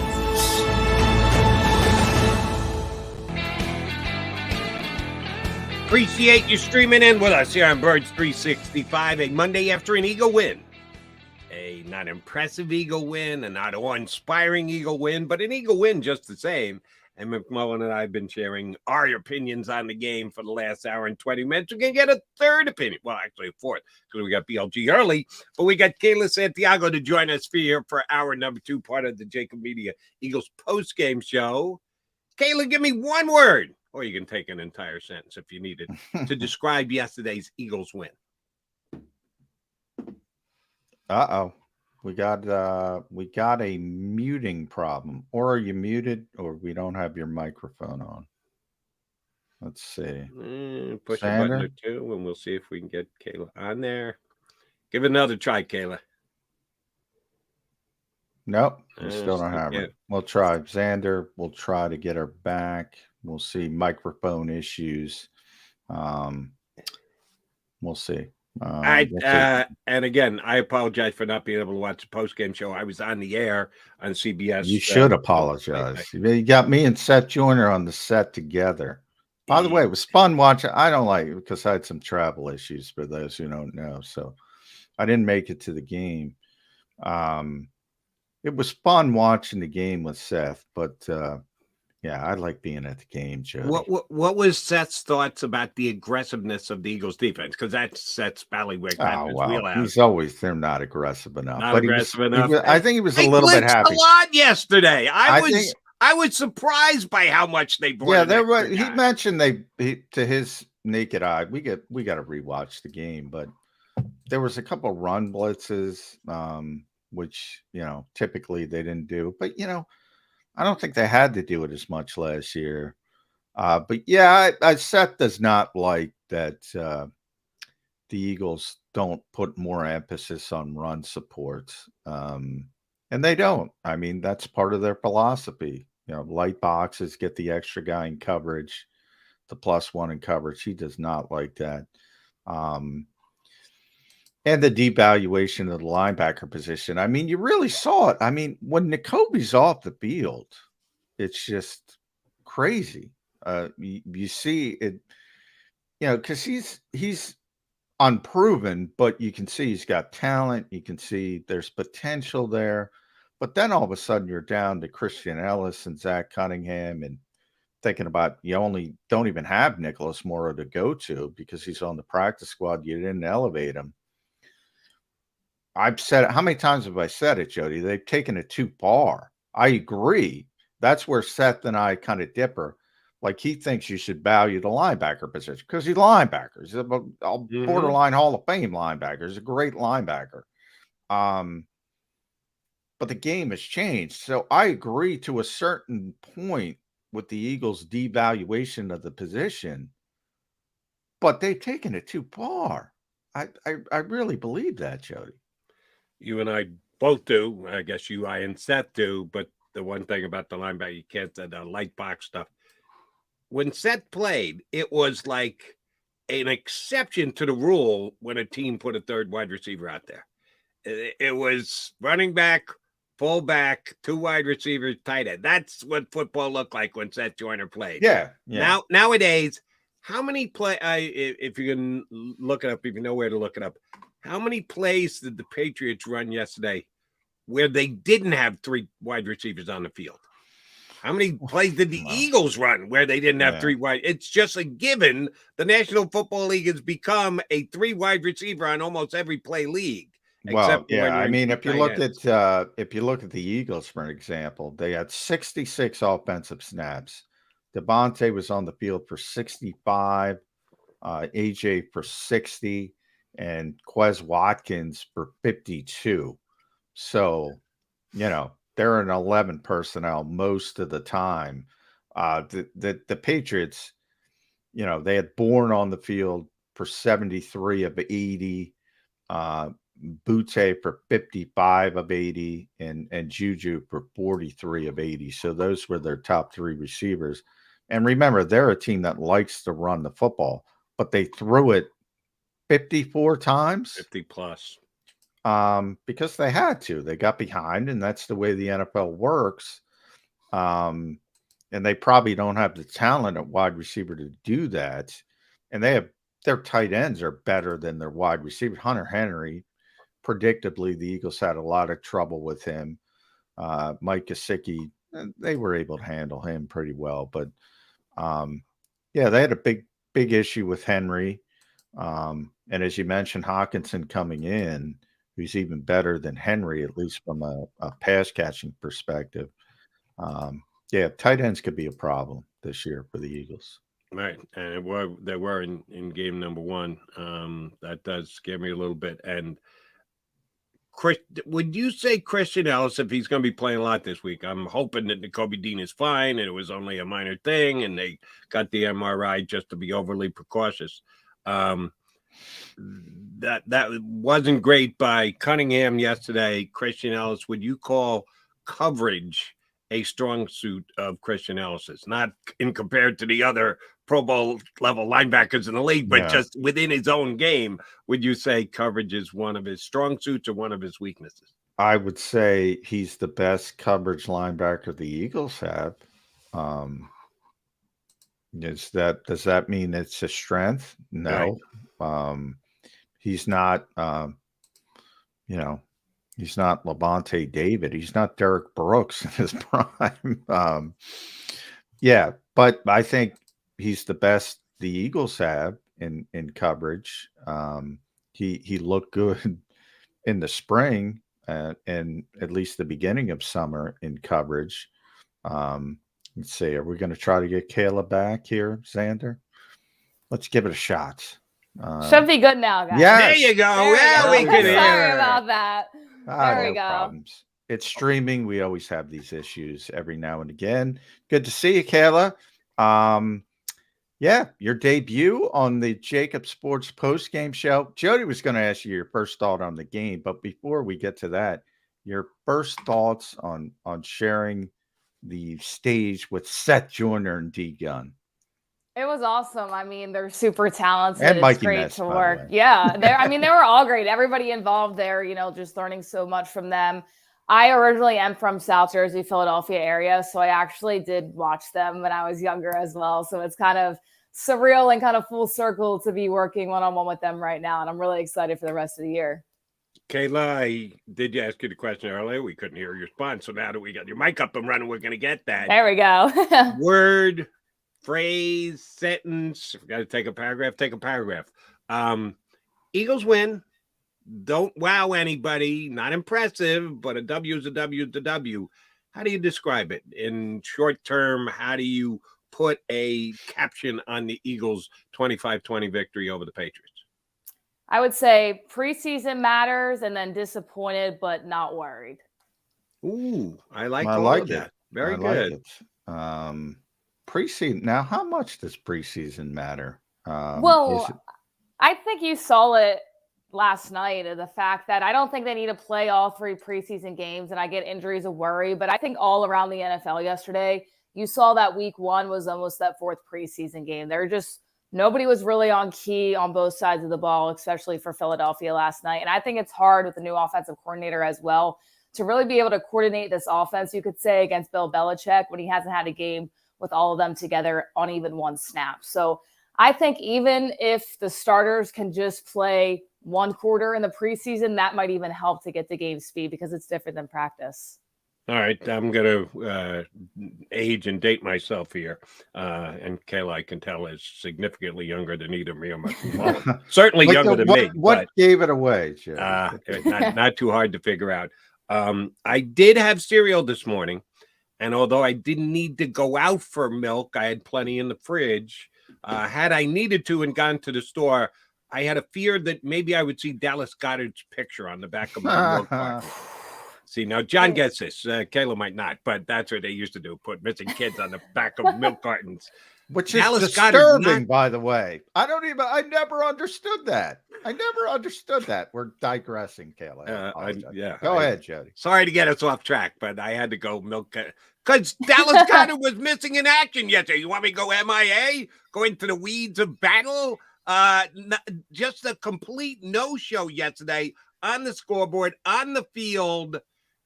Dallas's fault, Jalen's fault, the offensive coordinator's fault. How do you have one of the best tight ends in the NFL not throwing the football for 3 quarters plus 1 target in the 4th quarter? What happened to Dallas Goedert as part of the Eagles offense yesterday, Kayla? And that 1 target, it really shouldn't even been thrown to Dallas Goedert. It should have been thrown to Devontae Smith in that situation. I don't want to put all the blame on Jalen Hurts, but there was multiple instances in that game where Dallas Goedert was wide open and he either went to A.J. Brown in double coverage or tried to go to Devontae Smith. I think yesterday, especially with how the game started with the weather, even though some of those small slants would have worked, especially the rain was coming down, try to get that work and get your offense pushing up the field.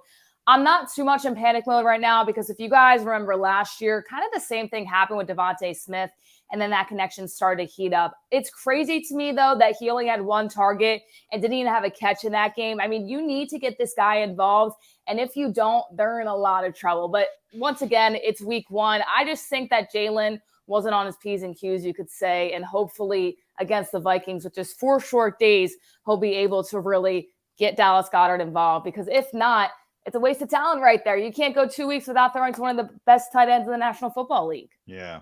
And it was weird, as you mentioned, Kayla. Devontae Smith didn't get a catch in Detroit in week 1 last season. We all talked about it all week. Didn't get a catch. What's going on? And week 2 was against Minnesota.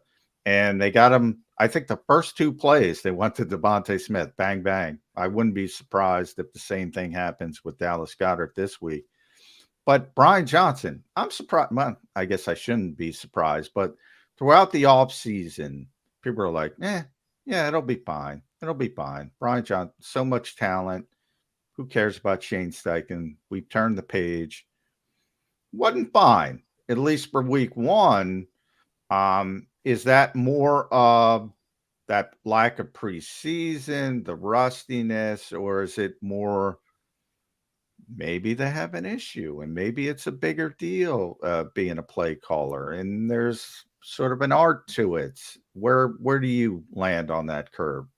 Well, I think it's crazy talk that anybody thinks that he's just going to pick up where Shane Steichen left off because I think Steichen was a very good play caller. But once again, I'm not really in panic or worry mode just yet. You have to think about it. It's his first game with all the starters, and he's going up against Bill Belichick. So being in that situation right there, you already see that that's one of the things that I was worried about going into that game, that it was going to be a really tough test for Brian Johnson. And we saw that yesterday. Now, I think you at least give him until week 4 to see what he can do. And then you maybe understand if Dallas Goedert doesn't get involved, if they're going to Kenny Gainwell in the first 6-7 plays, and that's all they're going to, maybe it really is an issue and they need to look things over from that standpoint. But I think it was week 1. I think it was tough, the weather-wise. not having any preseason games. I do think he's talented, but at the same time, you got to run something out there and you got to have your weapons open. You got to get to those guys and find Jalen a way to get to the ball. I think Nick Sirianni, too, didn't have the best game either. You talk about going for it on fourth down and turning the ball over on downs. My mind. And you knew that was a Nick Sirianni call because he's aggressive like that. But in that situation, I didn't really understand it as well. So I think just all together, it's week one. I think all around the NFL, you kind of saw a lot of slow starts in that way. I give him until week 4, and then I say, okay, maybe we should start worrying. All right, I'm going to ask you a completely unfair question, but that's what we do here on Birds 365, and the schedule kind of dictates it. We're going to start to look ahead because before you know it, Thursday's here, and I got to play the Vikings again. Right. What kind of role do you think Rashad Penny has in week 2? He had a relaxed role week 1, as in not dressed, as in got to stand in the sidelines in the press box in civilian clothes.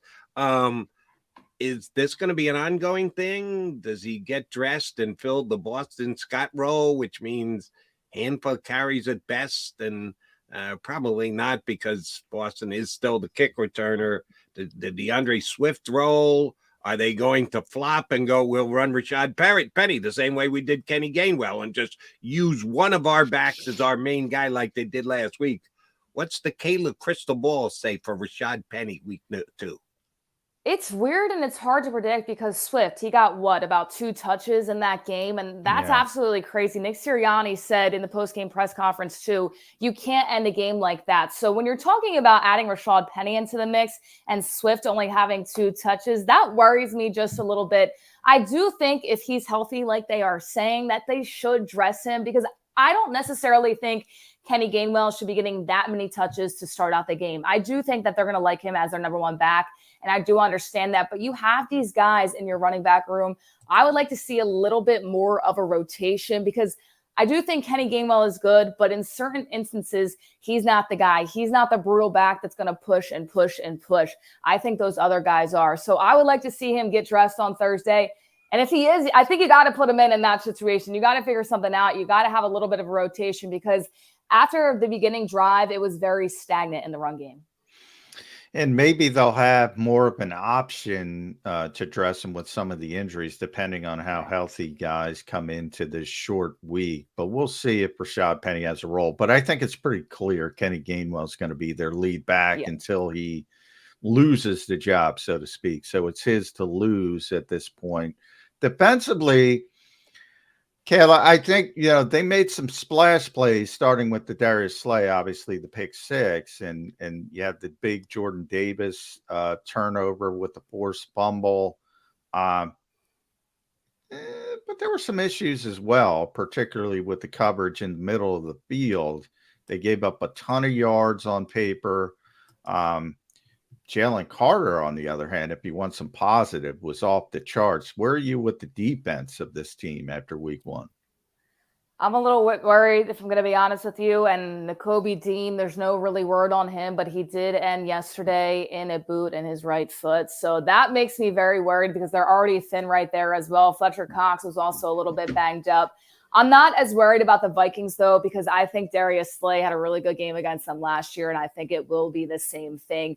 But I do worry about the safeties. I think right now that's something that they're falling back on, and their linebackers. I think the front, everything that we expected, and I think they're going to get even better. I really like Jordan Davis, and I said that last night. He's a guy that came in last year on that rotation, and he's going to make a big difference this year. And Jalen Carter, that dude is the real deal. He was drafted to be, and he's going to be. He is absolutely dangerous. And I don't think the Vikings interior is going to be able to stop him on Thursday night. So I think, honestly, defensively, the Eagles might have a better game. And I say that because I don't even know if Kirk Cousins is going to be able to get the ball out half the time like Mac Jones did. I think Jalen Carter is going to have a much more successful job at getting to him and maybe picking up more than 1 sack in this game. And over he's the susceptible season, though, for the fumble. Right. He fumbled twice yesterday against Tampa Bay. Same thing. Yeah, and the Bucs so aren't hit, even as good as a fumbles. line. Yeah, exactly. And I think I am worried about the linebacking core, though, and I think that's something that was a huge worry going into the season. I don't think people realize how big of a loss TJ Edwards was from last year. So I don't know what Howie's thinking up there, but I think something's got to be done, especially if Nakobe Dean's not able to dress or play on Thursday and if he's out for a few weeks. between Davis and Carter and Fletcher Cox, Eagles got some serious penetration and some very good play. And the Patriots couldn't run the ball up the middle at all.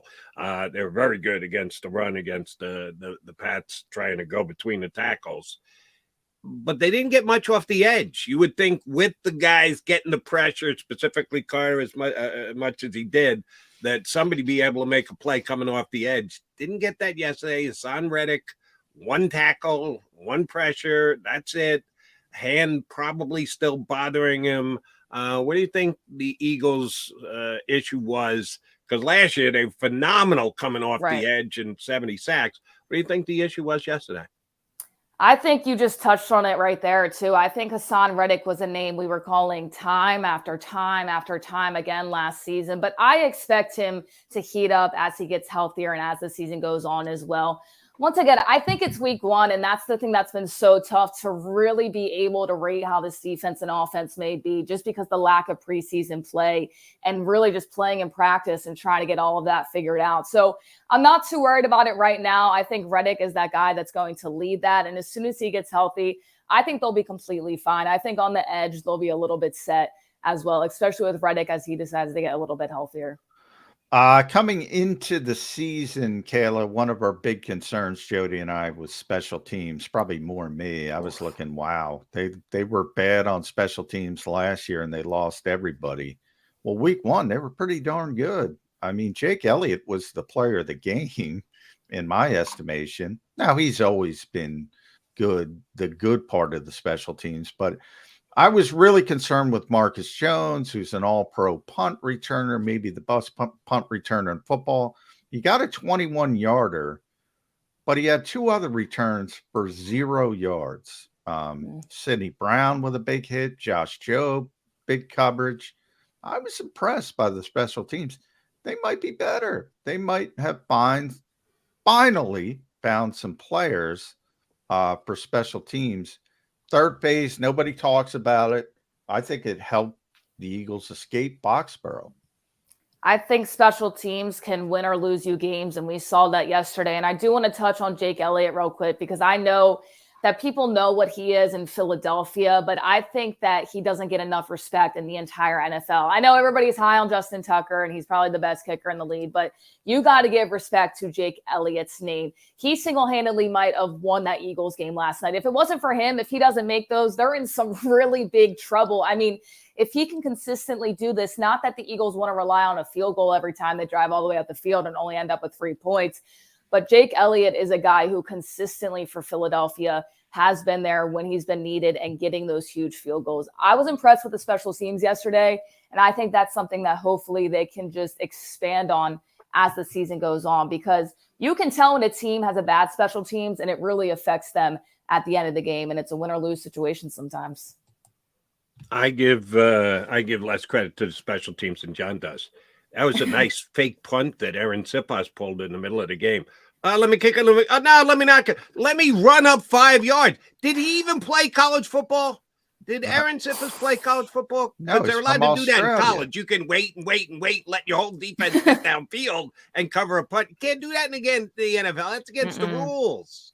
No, he's a rugby guy. Yes. So you got to know the rules there, Aaron. You got to kick the football. When they snap at you kind of got to kid it. You can't run up. It's your job. Yeah. It's a great holder. It's work. He does have, got to give Jay credit. He does have confidence in him, and that we can agree. All right, Vikings come to town on Thursday. Short turnaround. A couple things we've already touched on as to what the Eagles have to be ready to accomplish. Stopping the run, not going to be one of them, as far as I'm concerned. John gave grief to Quincy earlier that the Vikings decided to say, all right, we can just take a step backwards after winning 13 games. If stopping the run is not something that they have to give extra consideration to and the like, what kind of defense do you think Sean Desai is going to push up for Thursday against the Vikings? I thought he was actually pretty aggressive with blitzes yesterday. Do you think we see even more so Thursday night? Because, if Matson guts them, I'll be shocked. Do you think that the Eagle fans will appreciate week number 2 of the ongoing evaluation of Sean Desai as an aggressive defensive coordinator? Blitzing, I think, is a little bit of even kill in this game just because the weapons, especially in Jefferson and Hockenson, that they have on their team. But that being said, I do think that Kirk Cousins is not like a Jalen Hurts, at least at this point in his career. And we all know how he plays in primetime as well. So I think that the blitzing could be a really good tool here for Desai to use in this game. That being said, I feel like Jalen Carter is going to be able to get in there once again. And I think Kirk Cousins is going to have a lot of issues. Put the pressure on him, make him release the ball very quickly, because if you're able to do that, I don't think good things are going to happen for the Vikings offense. Yeah, I think this is a coming out game for Jalen Carter. I think people around a standalone game, everybody's going to be watching. I think people are going to figure out how good Jalen Carter is against perhaps the worst interior offensive line in football. At Kayla _Santiago1, make sure you follow Kayla on Twitter or X, whatever you prefer. Sports director at Delmarva Sports. She does that. She works for the Delaware Blue Coats. Sideline reporter, fill-in play-by-play as well. I love, by the way, Delaware. I told Kayla last night, Jody, I love when they call Delaware the 87ers. I don't want to dumb it down for the people. I feel like they dumbed it down. I thought that was a great nickname for Delaware. The Sixers, obviously, G League team. And most importantly, Kayla is one of the post-game hosts on JAKIB Sports Eagles post-game show with Mike Missinelli, Derek Gunn, Seth Joyner, Mark Barzetta, cast of thousands. So watch her there each and after every Eagles game as well. And after all that long-winded for all the stuff you're doing, my last one is, does the Wicomico Civic Center still exist? It does. Yeah, we actually we have some pro MMA fights there, which are always awesome. And they have a big basketball Governor's Challenge tournament as well during the holiday season in December. So yeah, it's still there. It's alive and well, and it always is hosting events. Yeah. I used to be able to name every arena in the country until they renamed them all. It was, and Wicomico Youth and Civic Center, I think, was the official title. Does it have a sponsored name? That's still it as far as I know. That's what we usually call it when we go there. So, but it's a really good facility. It can hold a lot of people and have a lot of good events. Right. It all comes down to sponsorship. That's true. Somebody's going to write a check. We'll rename the building. Absolutely. Right. Kayla, last one for me. And this is probably, again, another unfair question, but I got faith in you because I'm not begin to ask McMullen. Although you and I don't know each other, I trust your fashion sense. Who was the best guest? Well, I wasn't me. Everybody was dressed. I wasn't. I had my JAKIB Sports, so it certainly wasn't me. I think Seth Joyner had a really good fit on. It should be Seth. He had the good. I think it was like a blue and white jacket. Everybody looked really nice, but he was matching, and it looked really nice. I do have to say. Seth's got that NFL money. It should be Seth. Come on, that's not fair. There's some guys who have NFL money who can't dress, Johnny. That's true. You know that is true. You see all the walk-ups all the time from some NFL players. Yeah, so that's true. That's true. Caleb, great stuff. We appreciate you jumping in with us. We're going to draft you for day after usage from time to time during the year. Thanks for jumping in today, and we'll talk to you again down the road. Absolutely. Thanks for having me. Caleb Santiago here with us on Birds 365. Yeah, that was pretty much a laugh. Like I said, I apologize. Couldn't watch the post-game show. When the Eagles play at 1, I can get a little of the post-game show before I got to be on the air on CBS Sports Radio. Yeah, if they play a 4:00 game, I'm out. I don't get a chance to catch any of the post-game. What about a 8 o'clock, 8:20 game on Thursday nights? Because we'll be on that bad boy at 8, 9, 10, 11, 11:30-ish. You won't see me till at least 12:30. I catch a little of that. If they got prime time, I can catch some of it before I got to get to bed and then get up and see your ugly mug here with me on YouTube the next morning. So it's a tough task, but as Mike Missinelli says, we're on for 4 hours. So It 4 never hours, ends. or just does it seem like 4 hours? It depends. There's a difference there. All right, McMullen and McDonald coming back. We'll put a bow on the show. Eagles win. Eagles win. Eagles win. It wasn't an impressive win, but it's a win. Is a win. Is a win. McMullen and McDonald right back here on Birds 365.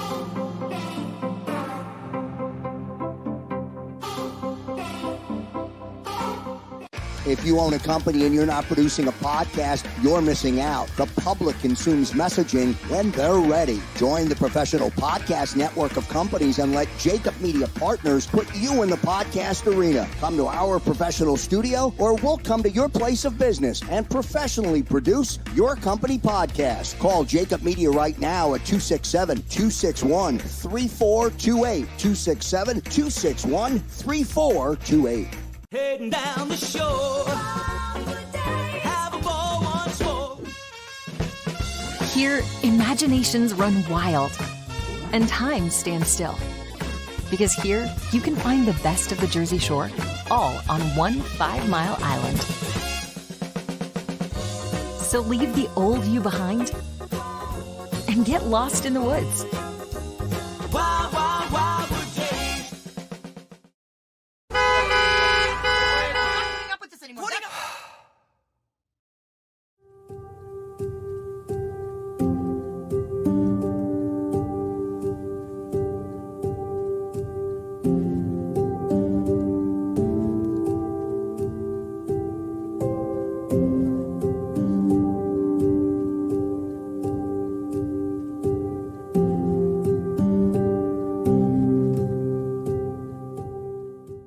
Score and save in southeastern PA and Delaware with Colony Pools this football season, and let the experts close your pool with a custom Merlin safety cover in green for the birds. And if you join our Winter Watch team, we'll give you another 20% off, and Colony Pools will handle it all.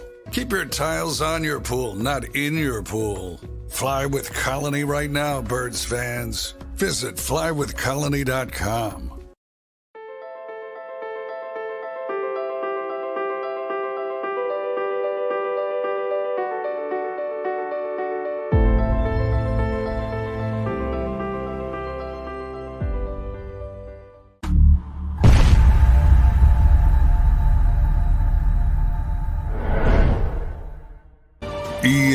EAGLES, Eagles.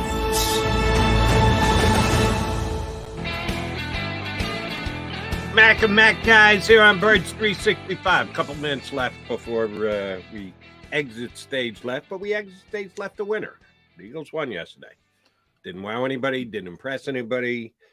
Kind of a wipe your brow moment getting out of New England, but they did just that with a W, John.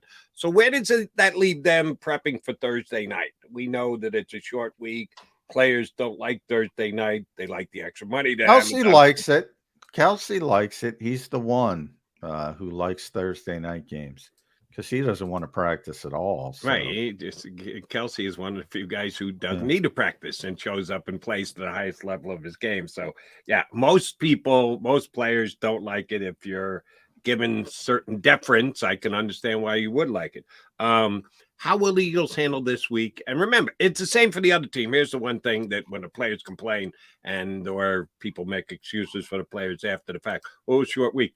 It's a short week for both teams. You get that, right, guys? Yeah, it's a short week for the Eagles. It's a short week for the Vikings, too. The only difference is Vikings actually have to get on a plane and fly here, which makes it easier for the Eagles to handle. What will they do getting ready for And it's the home opener. In short, nothing. Walkthroughs. That's it. I mean, and that's the same thing for the Vikings. Walkthroughs. Nobody practices on these Thursday games. In a traditional NFL way. It's almost like a basketball game. You know, right, so you don't practice. Let me jettison ahead. Sorry for interrupting you. I think you earlier called it a mini bye because they played Thursday night. Then you got a couple extra days off. is it written in the CBA that they must be given downtime? Because we all agree, including the coach who came out and said, I might have to rethink that whole starters play in preseason thing, couple more series, couple more snaps. They could use a couple more practices while they're at it too. Do they take advantage of the fact that they get a short week this week, but then a lengthier week the week after? Or is it just see you in a couple days, everybody?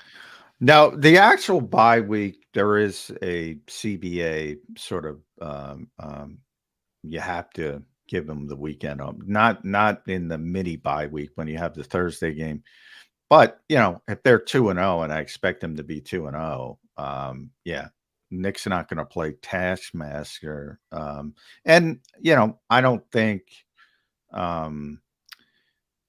as Nick said yesterday, when it comes to preparation, that ship has sailed on this season. That's for the off season to rethink your process to get ready for the season.